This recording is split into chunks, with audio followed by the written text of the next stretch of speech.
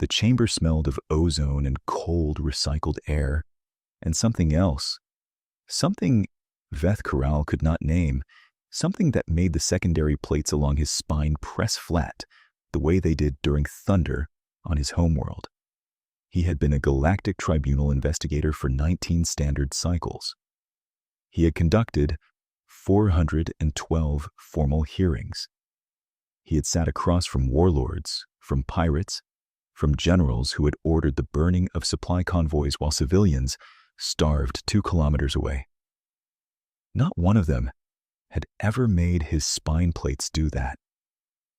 The human sitting across the scarred metal table from him had not said a single word. She was simply waiting. Her hands were folded on the table, which should have looked submissive, but did not, and her eyes, pale gray, the color of an overcast sky on a cold morning, were resting on a point somewhere above his left shoulder with an expression Veth Corral's translator implant could not parse. Not boredom, not contempt, something older than either. The dossier in front of him said she had been stripped of her rank 14 standard months ago, court-martialed, censured, separated from Terran armed forces with a conditional discharge that the filing clerk had marked in the system as dishonorable, then corrected to general under honorable conditions, then left in a suspended status that the tribunal's records office had flagged twice as administratively unresolved. Her name was Mira Vasquez, former commander, former officer, commanding 7th Human Rapid Deployment Battalion, Outer Rim Theater. Veth Corral opened the dossier and looked at the top page one more time, though he had memorized it 3 days ago. The Scraith had sued for a ceasefire. That was why he was here. He set the dossier down. He said, "You are aware that this tribunal has been convened to assess the conduct of human forces during the final phase of the Outer Rim campaign. Specifically, the actions attributed to the 7th Rapid Deployment Battalion in the 31 standard days between the Keldrath Station engagement and the Scraith withdrawal from contested space." She said, "I'm aware." Her voice was flat, not hostile. The kind of flat that meant she had answered questions for a long time and intended to keep answering them with the same economy she used for everything else. Veth Corral folded his secondary fingers together. "And you are aware that you are no longer a commissioned officer, that the rank of commander was formally revoked by the Terran Armed Forces under Article 12 of the Joint Expeditionary Code before this tribunal's investigation was complete." "I'm aware of that too," she said. He waited. She did not add anything. He said, "Some individuals in your position would attempt to characterize that revocation as politically motivated, as an attempt to neutralize your testimony before this body." She looked at him directly for the first time. Her eyes moved from the point above his shoulder to his face, and the plate along his left forearm shifted under his sleeve. "Was it?" she said. Veth Corral blinked 2 of his 3 eyelids. He said, "That is not within this tribunal's current scope." She said, "Then I won't comment on it." He felt the plate against his spine press flat again. He had reviewed her service record in full. 12 years in Terran Armed Forces.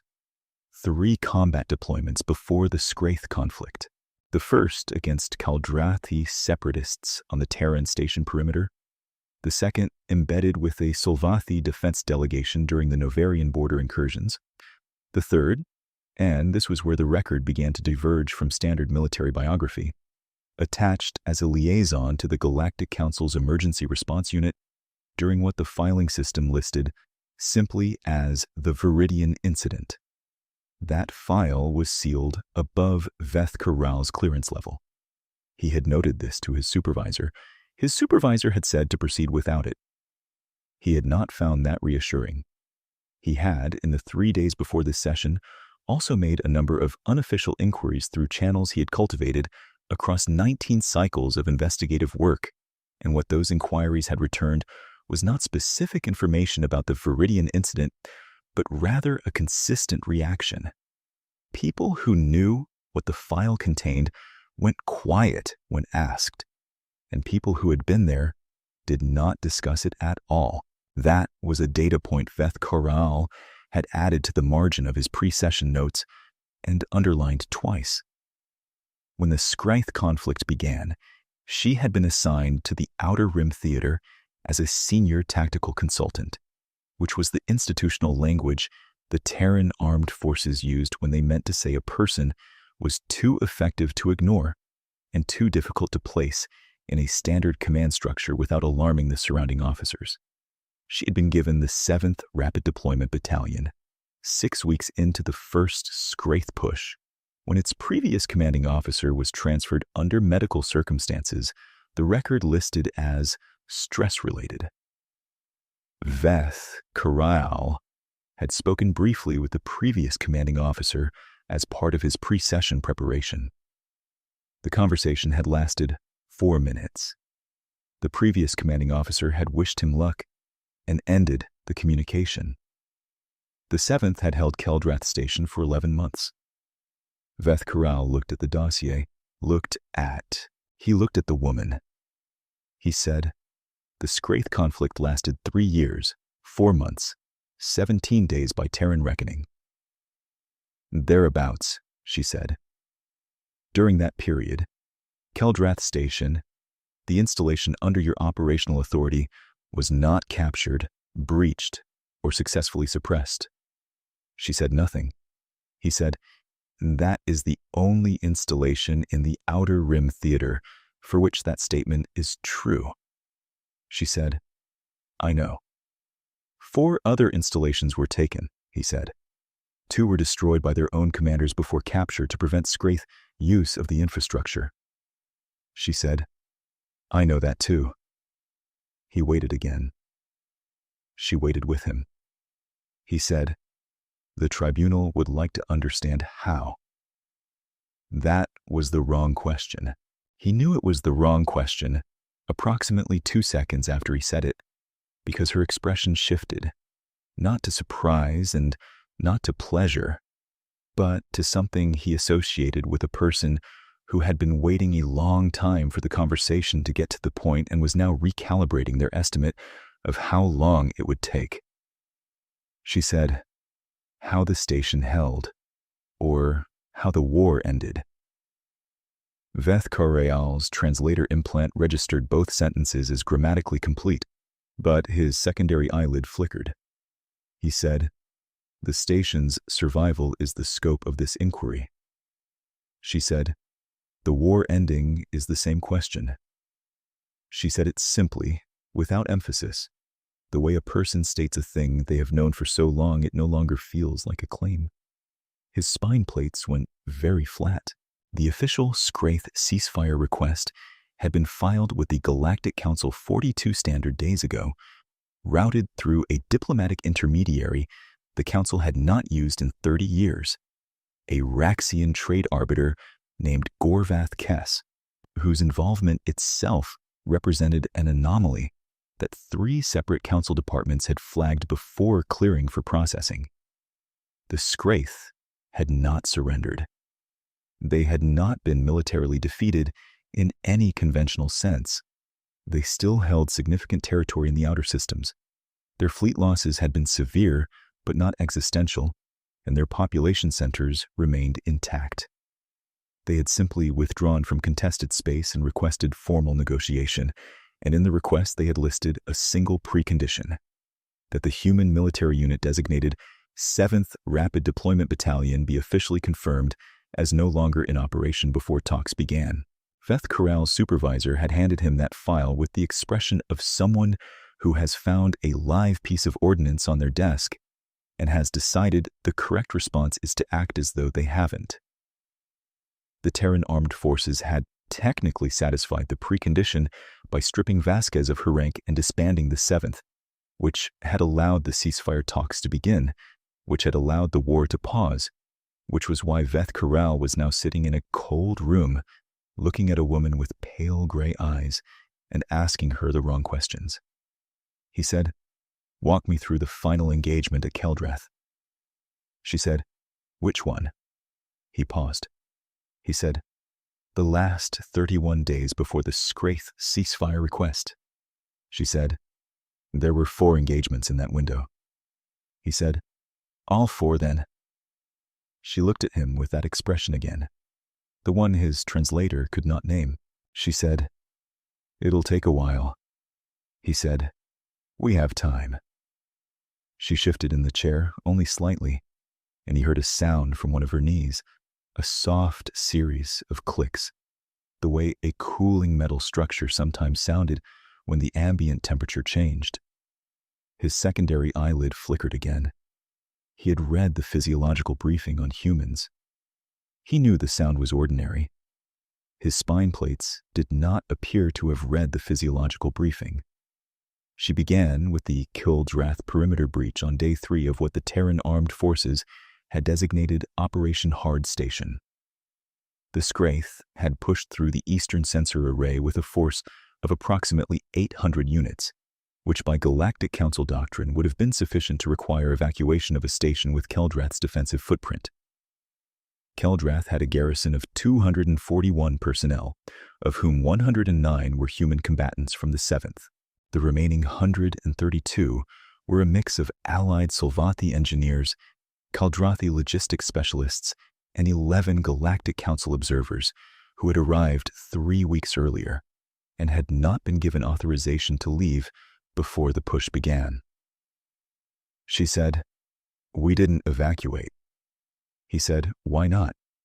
She said, "Because the Scraith assumed we would."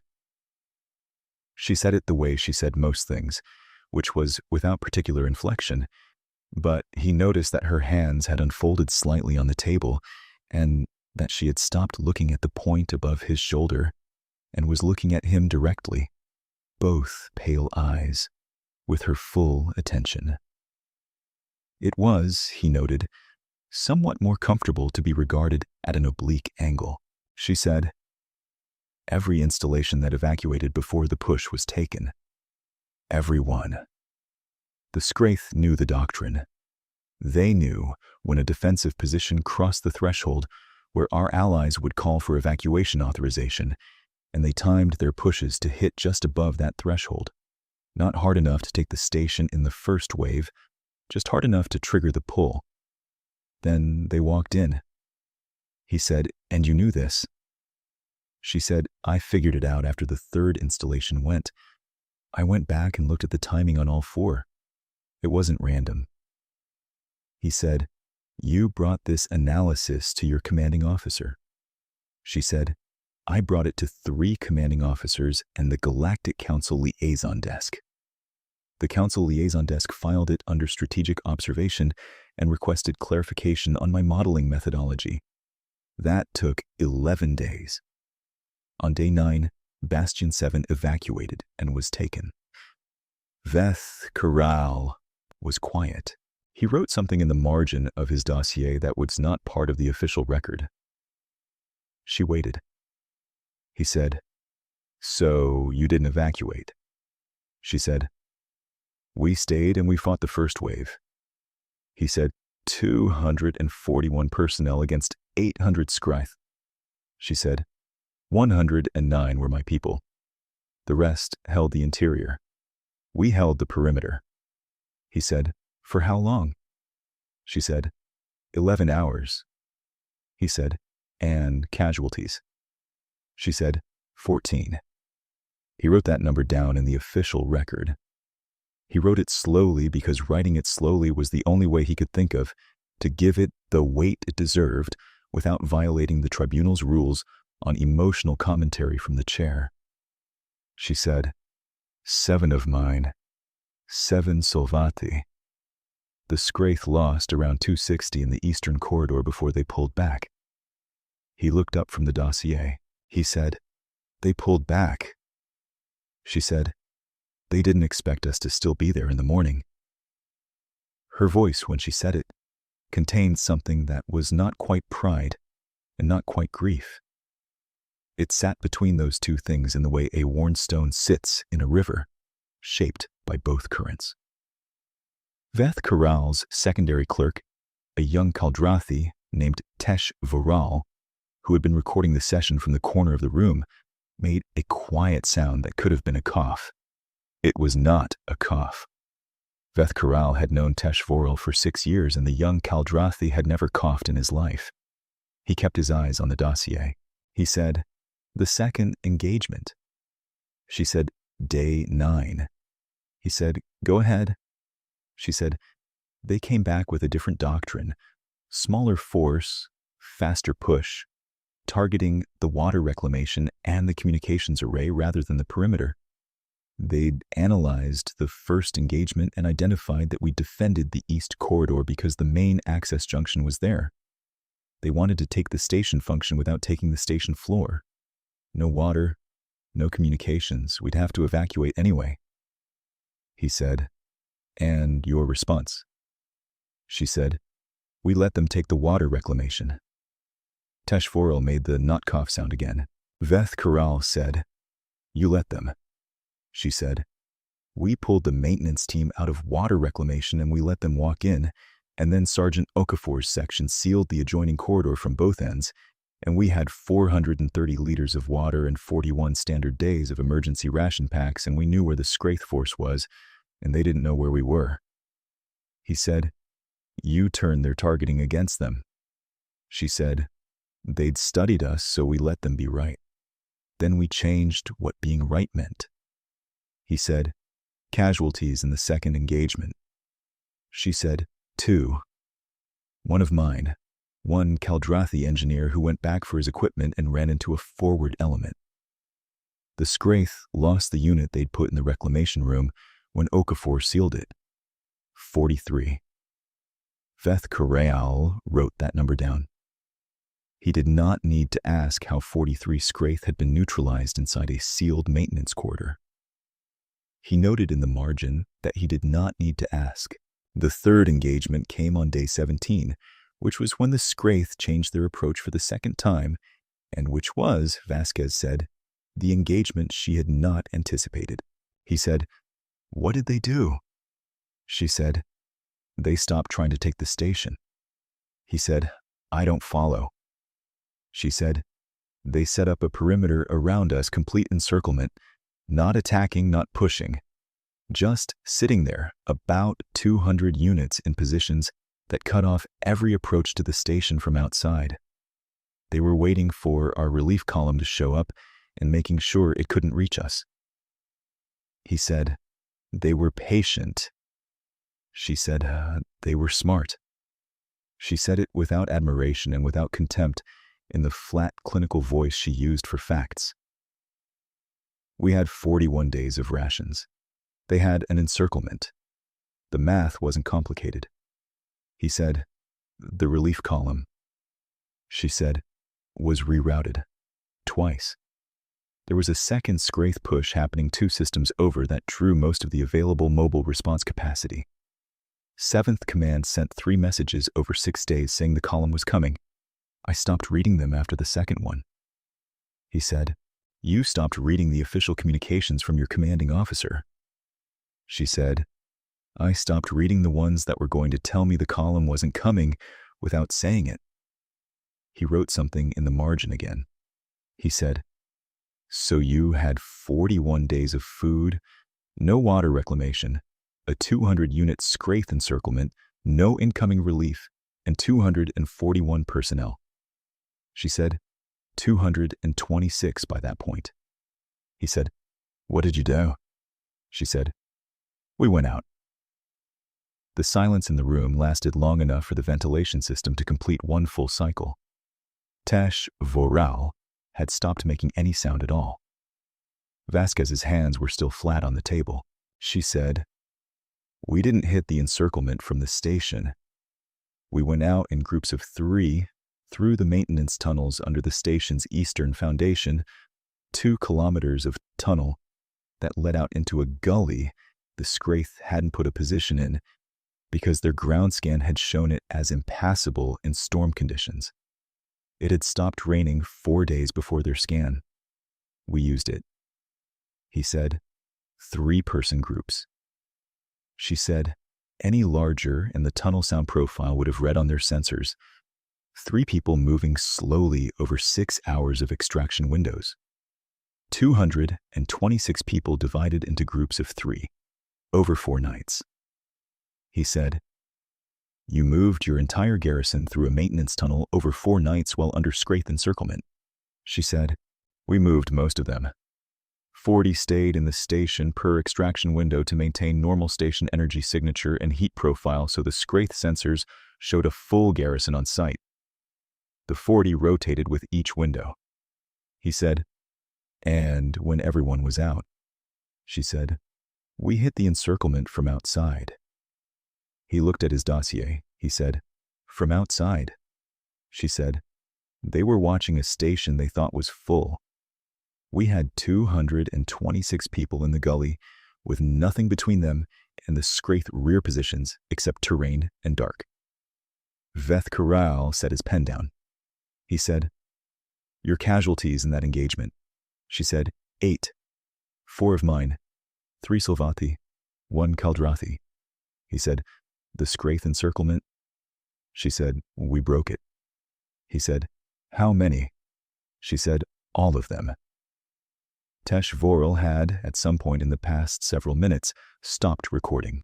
Veth Corral became aware of this because the faint mechanical hum from the recording unit in the corner had gone silent. He did not look at Tesh Vorel. He looked at the dossier, which was now dense with marginal notes that bore no relationship to anything he had planned to write when he walked in that morning. He said, Vasquez. She said, still here. He said, 200 units. She said, 211 after the first few days of the encirclement.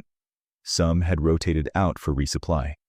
He said, your 26 casualties, the 7 from the first engagement, the 2 from the second, the 8 from the third. She said, 17. There was an overlap. One of mine died of a secondary infection between engagements 2 and 3, not counted in the tactical tally. He said, 18 casualties. She said, total, across 3 engagements, 11 months of station defense, 4 significant Scraith pushes. He said, I count 3 engagements. She said, the 4th is the one the tribunal is really here about. He looked at her. She looked back at him with the pale gray eyes and the expression his translator still could not name. She said, the 4th is why they stripped my rank.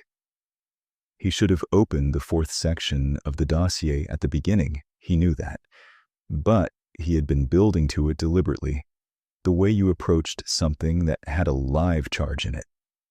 He opened the 4th section of the dossier.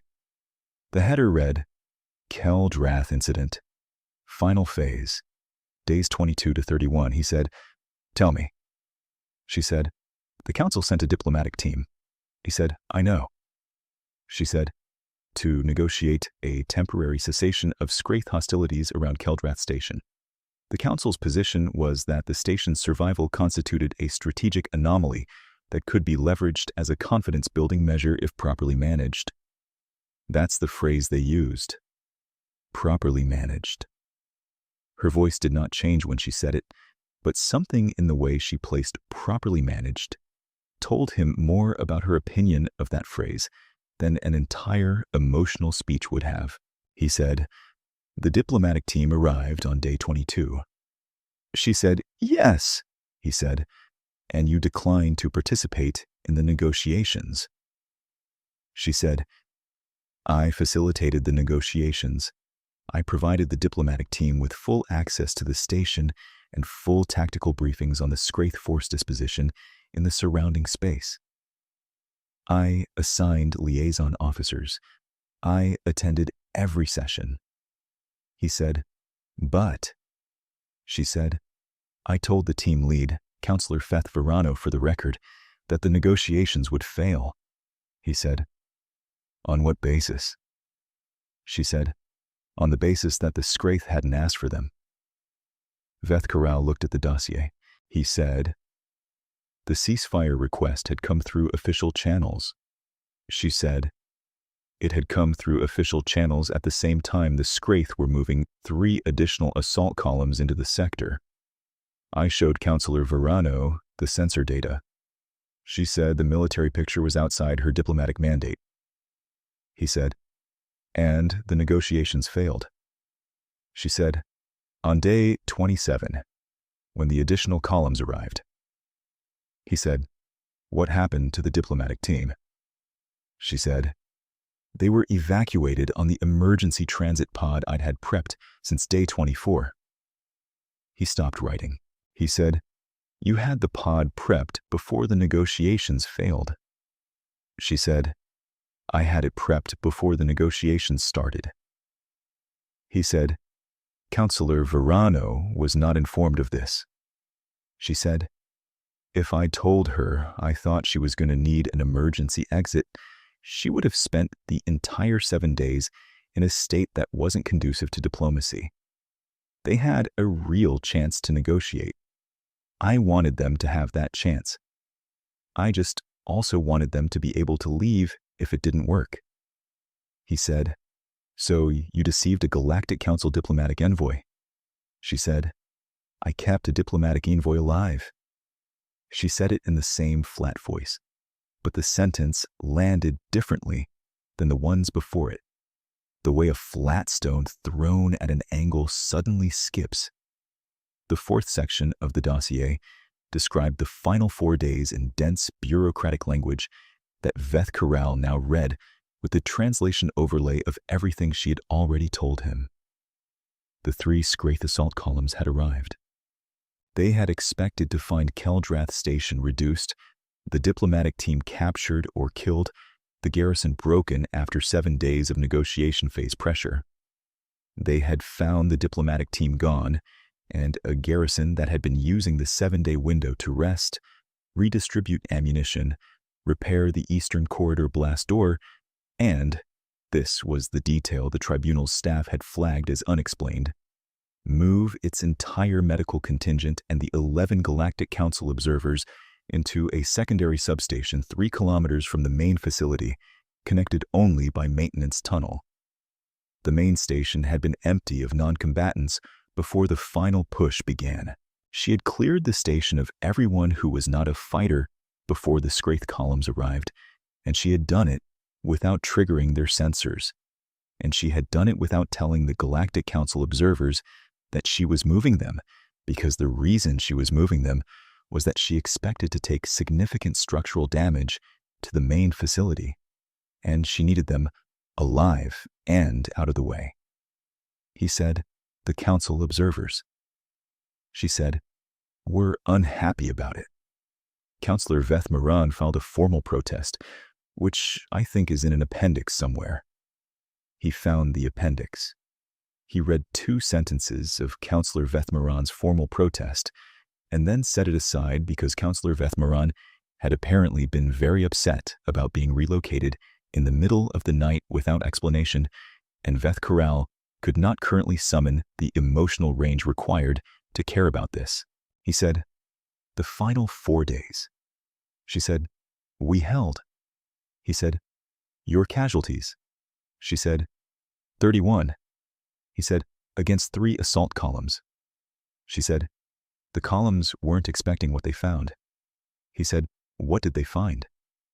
She said, "A garrison that had been in that station for 11 months and knew every corridor and junction and maintenance shaft and pressure point in the facility, and had had 7 days to get ready, and had nothing left to protect except each other." He said, 31. He said it again, quietly. She said, "Yes." He said, "The Scraith casualties across the final 4 days." She said, "The official tally in the dossier is 640. That's the confirmed count.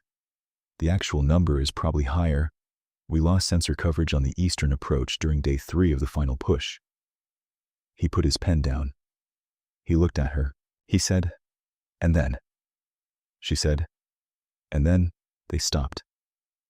He said, "The 3 columns." She said, "Stopped their advance, pulled back to the perimeter, and went very quiet for about 36 hours. On the morning of day 4, they began a withdrawal. Orderly, not a rout. They pulled back across the whole sector. I watched it on the sensor board with my operations officer, and we did not say anything to each other for about 10 minutes. He said, "What did you say after 10 minutes?" She said, "She asked if I wanted coffee." I said yes. Veth Corral heard the sound from the corner again. This time, it was Tesh Farral laughing, a brief soft sound immediately suppressed. Veth Corral did not comment on it. He made a note in the margin instead. He said, "The tribunal needs to understand the charge.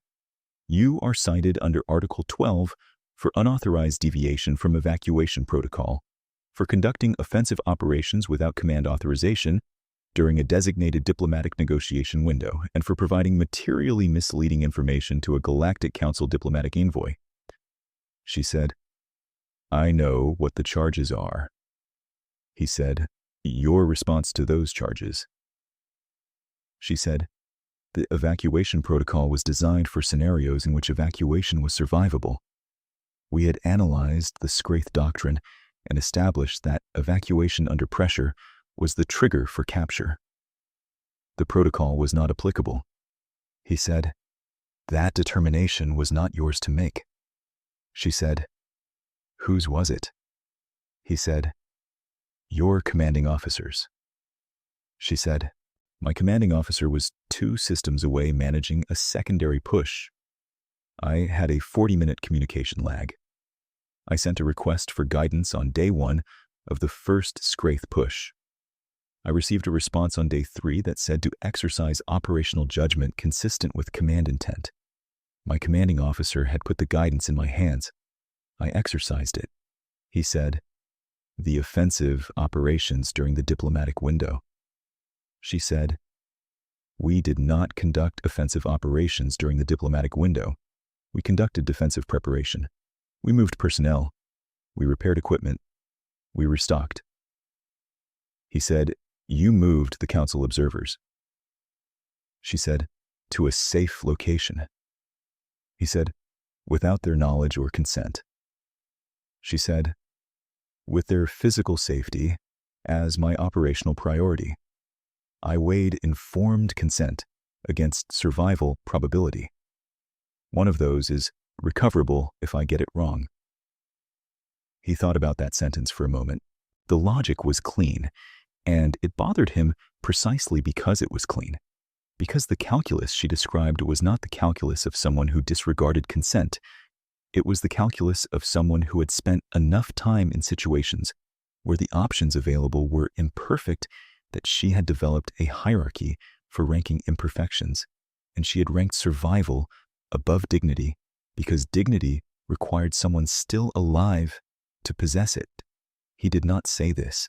He said, "And the information you withheld from Counselor Verano about the emergency pod." She said, "I gave her everything she needed to negotiate in good faith. I withheld one piece of information about contingency planning because providing it would have undermined the negotiation. The negotiation was real, and it mattered. If it had worked, we wouldn't be having this conversation." He said, "But it didn't work." She said, "No." He said, "And you were prepared for that?" She said, "I was prepared for everything I could think of." He said, "And the things you couldn't think of?" She said, "Those are the ones that cost you 31 people." She said it quietly, not with self-pity and not with performance, with the weight of a person who has counted a number and will keep counting it. Veth Corral held that for several seconds, and then he set it down the way you set down something heavy when you need your hands for the next thing. The chamber was very still. The ventilation system ran its cycle. Veth Corral looked at the ceiling for a moment, which was an involuntary Caldrathi-adjacent habit he had picked up from Tesh Farral, and which he found professionally embarrassing. He looked back at the dossier. He said, "The Scraith ceasefire request." She said, "Yes." He said, "They named your battalion as a precondition for talks." She said, "Yes." He said, "You know what the Council's interpretation of that precondition was?" She said, "I know what it looked like." He said, "What did it look like?" She said, "It looked like a diplomatic lever they could use to open talks without capitulating formally. They could say they'd satisfied the precondition, and we could say we disbanded the unit, and everyone could move on to negotiations without anyone having to admit what actually happened." He said, "And what actually happened?" She looked at him directly. She said, "They asked us to leave so they could stop fighting." He said, "That is a significant characterization." She said, "Yes." He said, "If accurate, it would represent the first time in 3 years of documented Scraith engagement that a Scraith force had communicated anything recognizable as a desire to disengage from a human-held position." She said, "Yes." He said, "The standard analysis in the Council's Conflict Assessment Bureau characterizes the Scraith as ideologically committed to territory acquisition and unwilling to accept strategic stalemate." She said, "The standard analysis is probably going to need updating." He said, "On the basis of one installation." She said, "On the basis of 11 months of one installation and 3 major assault defeats and a final engagement where we inflicted enough losses that 3 full columns decided the math had changed." He said, "The math changed." She said, "The math always changes eventually. They run a calculation. Cost versus gain. Every species does. We just have to stay expensive long enough for the calculation to shift." He said, "Humanity specifically." She said, "All of us. Solvati, Caldrati, every species that's ever had to push back against something bigger, you find your cost floor and you hold it." He said, "But humans are disproportionately willing to sustain that cost." She looked at him with something that was not quite disagreement and not quite agreement. She said, "Willing isn't the right word." He said, "What's the right word?" She was quiet for a moment. He watched her look at the table, at her hands, at some middle distance that was not in the room. She said, "We've been doing this longer. Millions of years of something trying to eat us, something trying to displace us, seasons that wanted to kill us, diseases, cold, dark, each other. By the time we got to space, we'd been in an arms race with a hostile universe for so long that fighting until the last option was gone wasn't courage. It was just Tuesday." She said it flat and plain. She said it the way she said all the things that landed hardest, which was without decoration. He said, "And that troubles you?" She said, "It's complicated." He said, "How?" She said, "Because we're good at it. And being good at something that costs this much, you carry it. Every person on the 7th, every person who didn't come back from the 4 engagements and the 11 months before them, they understood what they were doing. They believed in it. That doesn't mean it's light." He wrote nothing in the margin for a long moment. He said, "And the stripping of your rank." He said it carefully. "If the ceasefire is real, if the talks proceed, what does the stripping of your rank represent in retrospect?" She said, "A price that was worth paying." He said, "You believe that?" She said, "I think the Council needed a face-saving mechanism to close the first phase of negotiations, and the Terran Armed Forces provided one, and the ceasefire is happening, and the talks are proceeding, and if they produce an actual peace, then I don't particularly care what it says in my file." He said, "That is a remarkably equitable position for someone who was court-martialed." She said, I've been thinking about it for 14 months. I had time to work through the feelings. Something that might have been a dry smile crossed her face, brief, gone before he could catalog it. He said, "One more question." She said, "Go ahead." He said, "If the talks fail, if the ceasefire breaks down, if the Skryth resume operations in the Outer Rim." She looked at him and waited. He said, "The 7th was disbanded. You hold no rank. You have no official standing." She said, "I know." He said, "What happens then?" She looked at the table. She looked at the space above his shoulder where her eyes had rested when she first came in. She said, "Then I guess someone will have to put the band back together." She said it with that same flatness, but it landed in the room the way everything she said eventually landed, which was to say with considerably more weight than the words themselves could account for. Veth Corral wrote the sentence in the margin of his dossier. He wrote it in his own language, which used a character for future threat and a character for future promise that were distinguished by only a single horizontal stroke. And he was not entirely certain, looking at what he had written, which character he had used. She stood, which she did without asking permission and without ceremony, and he found he did not object, and she picked up what appeared to be a civilian field jacket from the back of her chair, a worn thing in a dark green that had faded to a color without a precise name. She said, "Is that everything?" He said, "For today." She said, "Good." She put the jacket on and she paused at the door and she looked back at him one time and she said, "Tell your clerk the recording came back on. I saw the light." Tesh Vorel made a strangled sound from the corner. Veth Corral did not look. The door closed. He sat alone in the chamber with the smell of ozone and recycled air and that other thing he still could not name, and the dossier opened to the last page and a margin dense with notes, and the sentence he had written in his own language with the character he was not certain about. 6 weeks later, the preliminary ceasefire agreement was signed. It was a thin document, 10 articles, full of language about staged withdrawal and verification protocols and confidence-building measures, and the legal office of the Galactic Council was already generating interpretive memos about clauses 2, 5, and 7. Veth Corral read the signing notice in his morning briefing and set it aside and looked out the window of his office at the station's docking ring, where 2 Solvati freighters and a Terran resupply tender were running routine operations in the ordinary methodical way of a sector that was not currently under assault. And he sat with that for a while. His terminal chimed.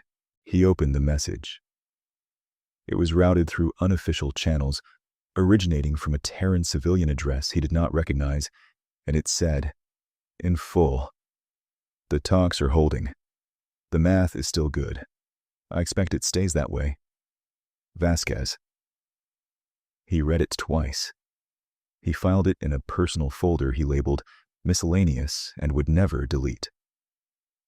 He looked out at the docking ring again at the Terran tender running its quiet resupply loop, a ship doing an ordinary thing in a sector where ordinary things were now possible again, and he thought about the character in his own language that sat between threat and promise with only a single stroke of difference. And he thought he understood now which one he had written, and he was not sure whether that made him feel better or worse, and he decided it was probably both.